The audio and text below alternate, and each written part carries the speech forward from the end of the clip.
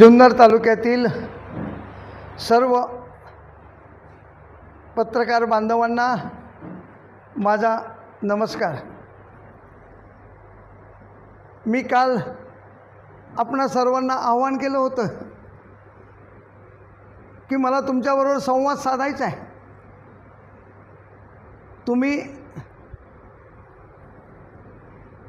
माझा आदर करून आपण हजर राहिलात आणि सोशल मीडियाच्या माध्यमातून सर्वसामान्य जनतेला समजलं पाहिजे की जुन्नर तालुक्यात काय चाललं आहे।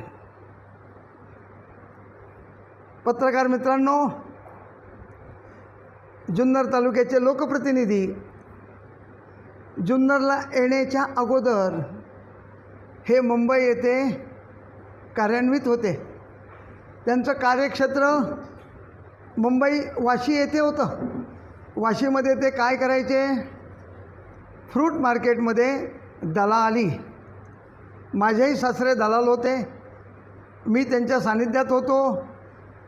शेतकऱ्याचा माल मार्केटला जायचा, 100 रुपयाची जर विक्री झाली असेल तर त्याची पट्टी 80 रुपयाची बनवायची। म्हणजे 100 रुपयातले 20 रुपये बाजूला ठेवायचे, 80 रुपयाच्या पट्टीमध्ये 60% कमिशन लावायचं आणि शेतकऱ्याला ती पट्टी द्यायची। म्हणजे 100 रुपयामध्ये 27 रुपये असे बाजूला करायचे। आजही तीच परिस्थिती जुन्नर तालुक्यात हे महाराज करत आहेत। त्यांनी परवा वक्तव्य केलं ओतूरमध्ये उद्घाटन करत असताना, मी 48 तासामध्ये मीडियाची दांडकी बंद करणार। मला त्यांना सूचित करायचं आहे, आमदार साहेब, ज्या दांडक्याच्या जीवावर आपण मागची विधानसभा जिंकून आलात, ह्याच दांडक्यांनी तुमचा विजयी केला आहे। तुमच्या सर्व बातम्या केलात, सर्वसामान्य जनतेपर्यंत तुमची बातमी पोचवली आणि त्याच दांडक्याच्या मुळावर आपण आता उठलात काय? RTIचे कार्यकर्ते घरी खायला नाही म्हणतात आणि सर्वसामान्य जनतेला सांगतात की हे लोक ब्लॅकमेल करतात। मी लोकप्रतिनिधींना आव्हान करतो आहे, आमदार साहेब, RTIचा कोण कार्यकर्ता आहे त्याचं नाव सांगा, तो कोणाला ब्लॅकमेल करतो आहे त्याचं कार्यक्षेत्र सांगा। कोणावर तरी शिंतोडे उडवू नका। जर तुमच्याकडे खरोखर पुरावे असतील तर तुम्ही त्यांच्यावर शिंतोडे उडवा। मीडियाच्या लोकांना म्हणताय, सकाळी तुम्ही मातीची बातमी करता आणि संध्याकाळी पॉकेट घेता। कोणी घेतलं आहे व पॉकेट? कुठल्या मीडियावाल्याने पॉकेट घेतलं आहे? मातीचे, वाळूचे, मुरमाचे धंदे करणारे कोण आहेत हे जुन्नर तालुक्याच्या जनतेला सर्वांना माहीत आहे की याच्या मागे करता करवैता आका कोण आहे। ह्या आकाचा वरदहस्त कोणाला आहे? जुन्नर तालुक्याची जनता सुज्ञ आहे, त्यांना सांगायची गरज नाही। आमदार साहेब, अजूनही वेळ गेलेली नाही। बोलताना तारतम्य ठेवा, भान ठेवा। कुणावर शिंतोडे उडवताना विचार करा। आपण एक काचेच्या घरात राहताय, काचेच्या घरात राहून दगडी मारू नका। तो दगड तुम्हाला आज ना उद्या गुमऱ्यांग करील, मग त्यावेळी तुम्हाला आठवण येईल आपण करतोय काय। फक्त बोलायचं, कर्तृत्व झिरो। अरे शासनाने निधी दिलाय, आम्ही कर भरतोय, आम्ही टॅक्स भरतोय, आम्ही पाणीपट्टी भरतोय, त्याच माध्यमातून शासनाला आमचे पैसे जमा होतात आणि तोच निधी येऊन त्याची डेव्हलपमेंट होते। आमदार साहेब, आपण नवीन काही करत नाही। आणि डॉक्टर बाबासाहेब आंबेडकर यांनी संविधानाने दिलेला अधिकार, त्या अधिकारावर गदा आणण्याचं काम जुन्नर तालुक्याचे आमदार करतात। पण आम्ही त्यांना घाबरणार नाही, त्यांच्या दमबाजीला घाबरणार नाही, त्यांच्या दादागिरीला घाबरणार नाही, त्यांच्या गुंडागर्दीला घाबरणार नाही। आमचा लढा आम्ही असाच शेवटपर्यंत चालू ठेवणार आहोत। आम्ही कुठे चुकलो असेल तर जरूर तुम्ही आम्हाला दाखवा की तुम्ही चुकीचं करताय, पण तुम्ही 100 वेळा चुकताय। आमचा माणूस एखाद्या वेळेस चुकला असेल त्याला डोक्यावर घेऊन तुम्ही आपटताय. मग तुम्ही 100 चुका करता त्यावेळी काही नाही का?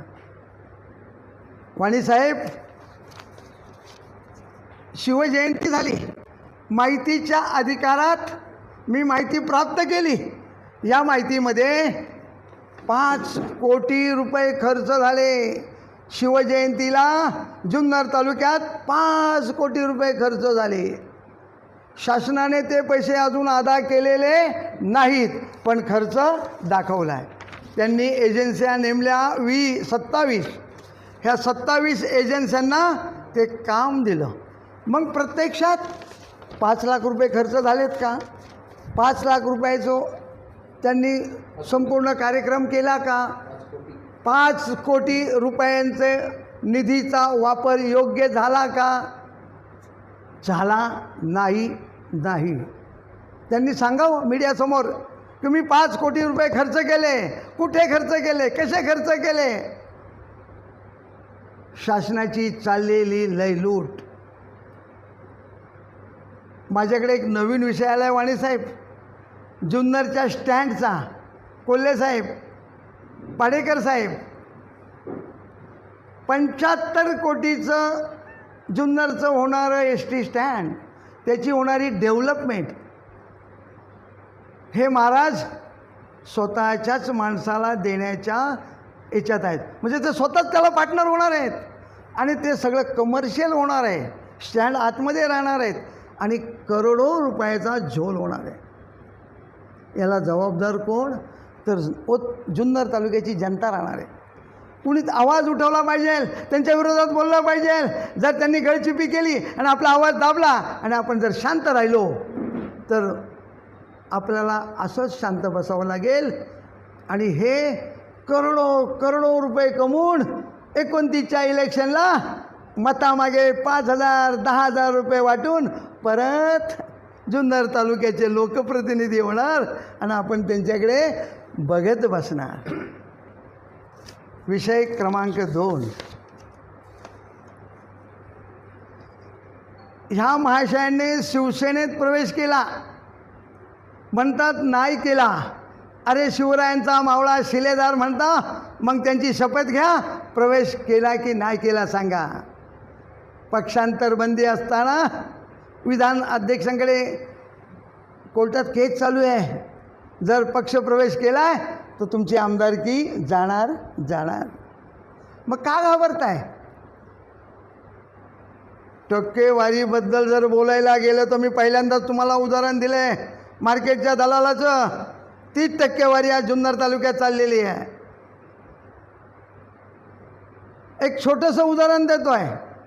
जिल्हा परिषदच्या माध्यमातून, शासनाच्या माध्यमातून स्मार्ट स्कूल जिल्हा परिषदच्या शाळा आहेत. टोटल शाळा 15 ते 20 कोटीचं प्रोव्हिजन आहे. कामंही चालू झालीत. माझ्याही ओतूरच्या 2 शाळांची कामं झालीत, निकृष्ट दर्जाची कामं झालीत. मी पाहणी केली. 1 कोटीचं काम काढले. ठेकेदार एकच. म्हणजे त्यांना टक्केवारी घ्यायला वाणीसाहेब सोपं जातं. कोल्हे साहेब, पत्रे जुनेच, काम खाली केले नवीन, पण वर पत्रे जुनेच, नवीन पत्रे टाकले नाही. त्याची मी बातमी करणार आहे आपल्याच माध्यमातून. परवा ते काल ते म्हणाले मी स्ट्रोक देणारा आमदार. स्ट्रोकची व्याख्या तुम्हाला मराठीत माहीत असेल, दणका. मग जुन्नर तालुक्यात सर्वांना माहिती आहे यांनी दणके कोणाकोणाला दिलेत, त्यावर मला काही बोलायचं नाही. ते बांबूवाले म्हणजे मीडियालाही बोललेत, दांडूवाले बोललेत. मग दांडूवाल्याला बोलताना त्यांनी तारतम्य ठेवलं पाहिजे होतं की सोशल मीडियाचं माध्यम हेच आपल्याला सर्वसामान्य जनतेच्या घराघरात मोबाईलच्या माध्यमातून जाईल आणि सर्वांना त्याची माहिती मिळते. जर जुन्नर तालुक्याच्या पत्रकारांनी, मीडियाने ठरवला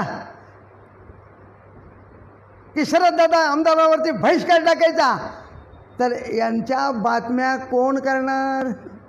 यांना प्रसिद्धीला कोण आणणार? करता जुन्नर तालुक्याचे आपण आहात, मीडिया आहे आणि मीडियाला तुम्ही म्हणता हप्तेखोर. 48 तासात तुमचं दांडकं बंद करणार. हा हिंमत तर करून दाखवा. वाणी साहेब, आज जुन्नर तालुक्यात चाललेले बेकायदेशीर माती मुरुम उत्खनन, रॉयल्टी न भरता वडदच्या धरणातून बेसुमार माती काढली. माती माफिया कोण आहेत? ह्या महाराजांचेच. माती काढत असताना हे महाराज परवा म्हणाले की माझे कार्यकर्ते दिनदुबळे आहेत. जर तुमचे कार्यकर्ते दिनदुबळे आहेत, एका कार्यकर्त्याकडे 2-2 डंपर, एक JCB, 1 कोटीची प्रॉपर्टी. एक डंपर जर मातीचा भरला आणि तो जर बाहेर विकला तर त्याचे येतात 20,000 रुपये. डंपर भरण्याला खर्च येतो 4,000 रुपये. त्याचे शिल्लक राहतात 16,000 रुपये. तो दिवसातनं 5 ट्रिप मारतो. 16-5 80,000 रुपये हा दिनदुबळा कार्यकर्ता दिवसाला कमवतो. आणि RTIचे कार्यकर्ते, त्यांना खायला अन्न नाही. आणि ही मीडियाची दांडकी बंद करणार आणि माझ्या कार्यकर्त्यांना मी करोडोपती करणार, असे हे जुन्नर तालुक्याचे आमदार. सगळ्यात महत्त्वाचा विषय,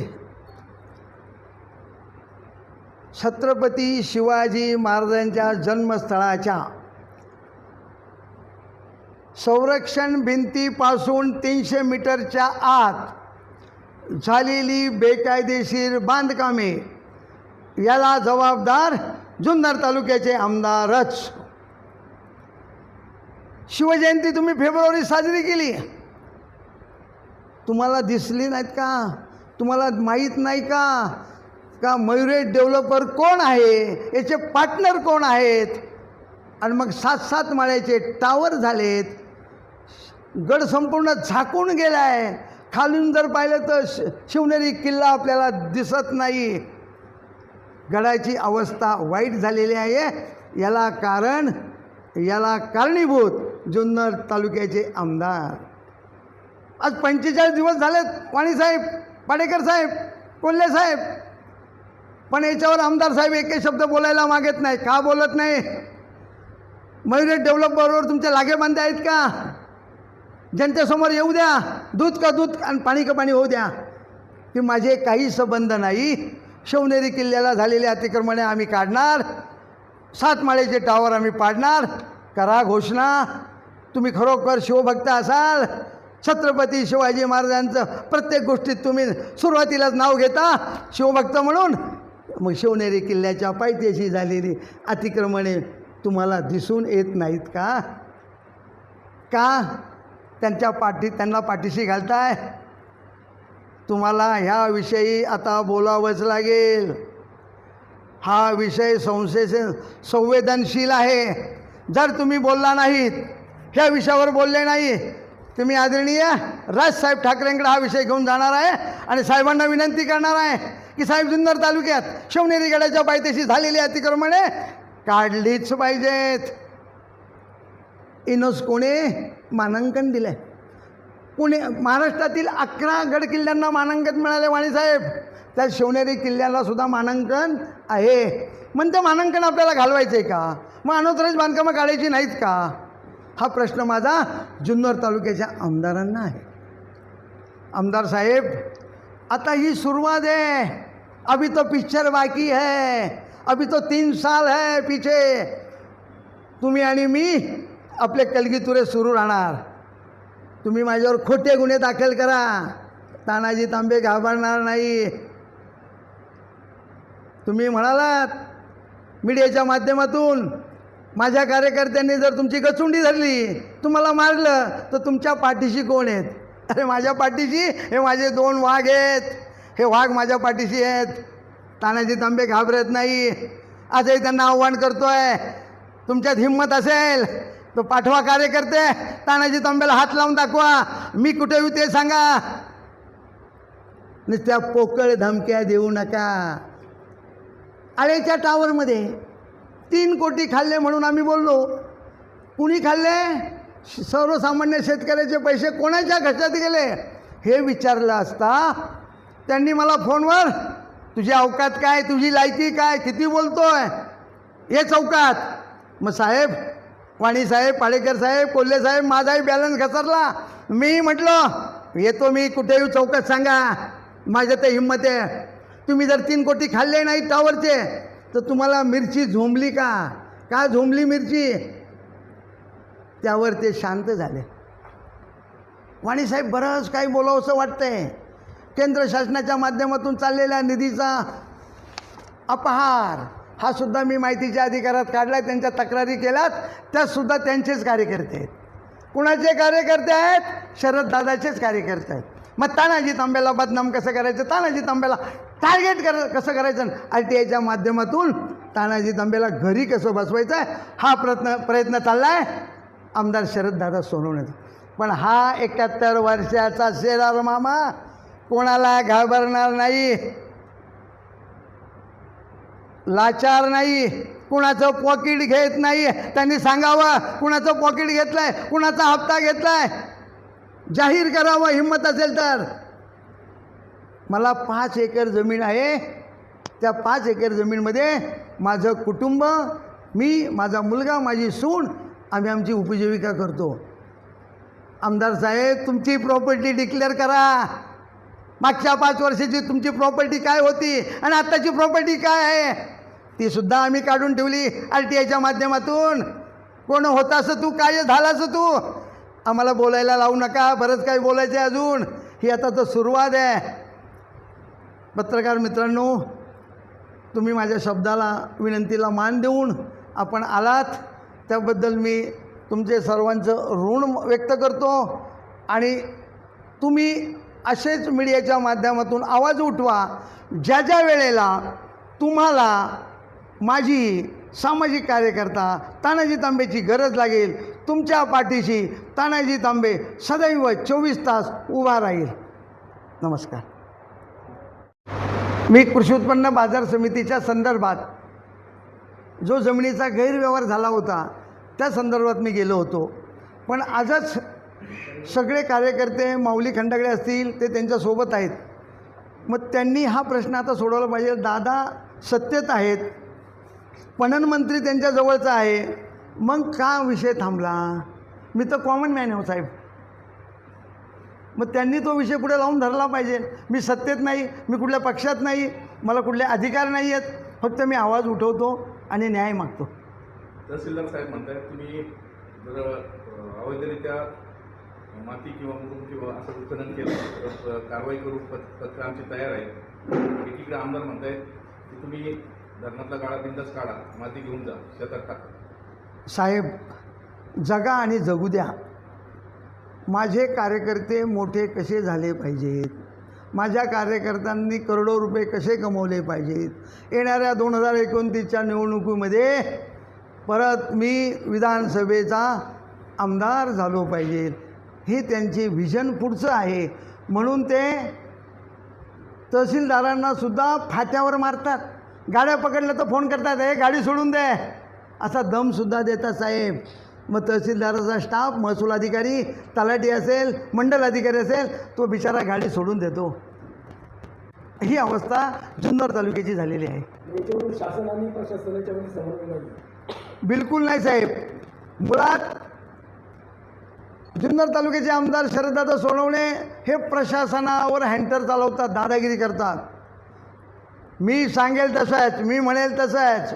आज ओतूरच्या ग्रामीण रुग्णालयाचं उद्घाटन केले साहेब. शासकीय नियमावलीला पायमल्ली केली.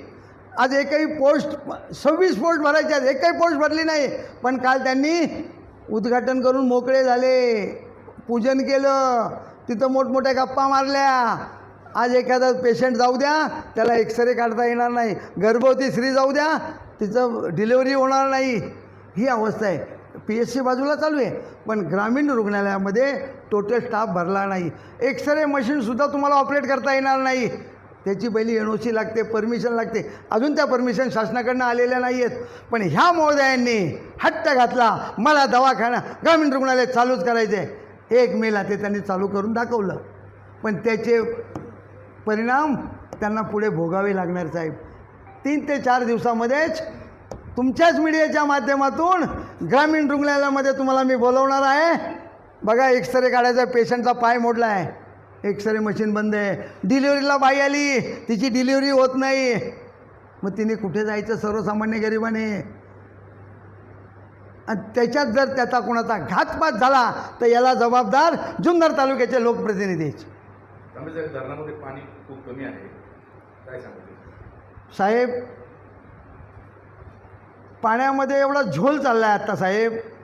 अजून जूनची 20 तारीख जायची, जून 20पर्यंत पाऊस पडणार नाही आहे. आणि पाणी एवढं कमी, वाणीसाहेब तर दररोजचे अपडेट देतात. आमदार साहेबांना शेतकऱ्याचं काही पडलेलं नाही, कोणत्या शेतीच्या मालाला भाव नाही, शेतकऱ्यांचं दुःख माहीत नाही. आजही पाणी खाली सोडलं आहे साहेब, पाटाला पाणी आहे, भरपूर पाणी चाललं आहे. मग कोणासाठी सोडलं आहे पाणी? मग जुन्नर तालुक्याच्या सर्वसामान्य शेतकऱ्याला हे पाणी मिळणं क्रमप्राप्त असताना तुम्ही खाली पाणी सोडायची गरज आहे का? पाणी बंद केलं पाहिजे. अजून 1.5 महिन्याचा कालावधी आहे साहेब. 1.5 महिन्याच्या कालावधीमध्ये जर पातळी कमी झाली, 4-5% पाणी राहिलं तर जनावरांना माणसांना प्यायलासुद्धा पाणी मिळणार नाही. वाजगे साहेब, ही जुन्नर तालुक्याची अवस्था होणार आहे. पाणीधार आमदार लागतो, त्यासाठी पाणीधार.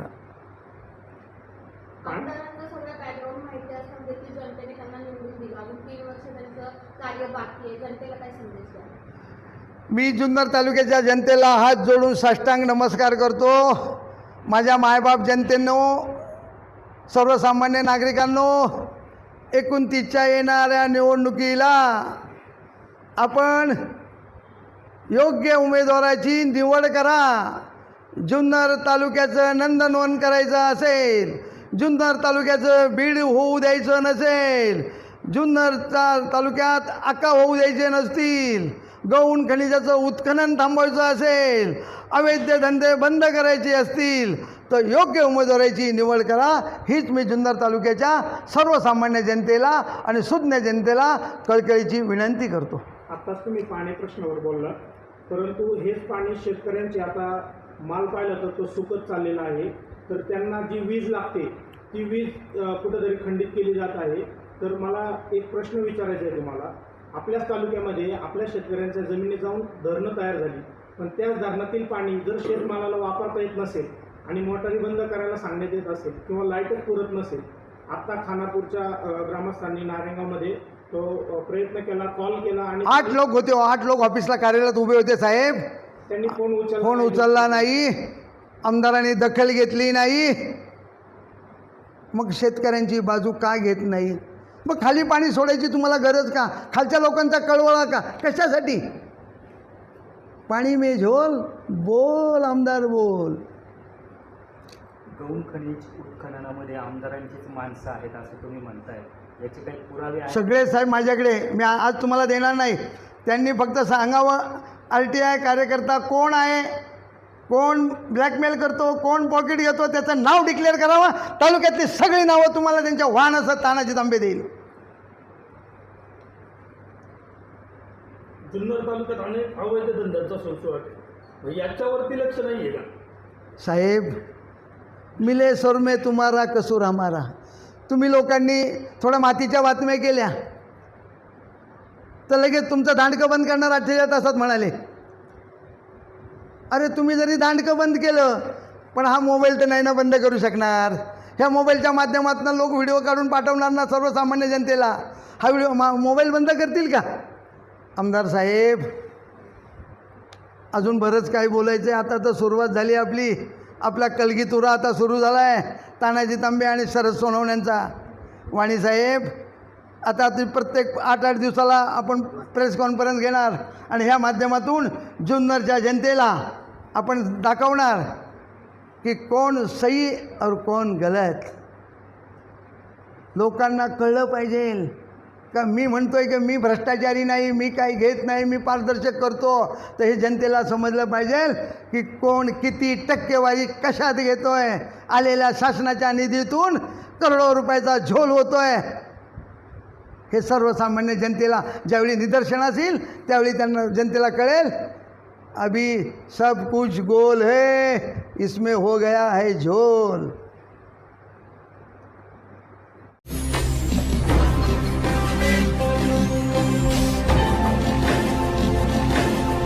ताज्या घडामोडी आणि नवनवीन माहिती मिळवण्यासाठी समाज दर्पण या YouTube चॅनलला सबस्क्राईब करा आणि बेल आयकॉनवर क्लिक करा.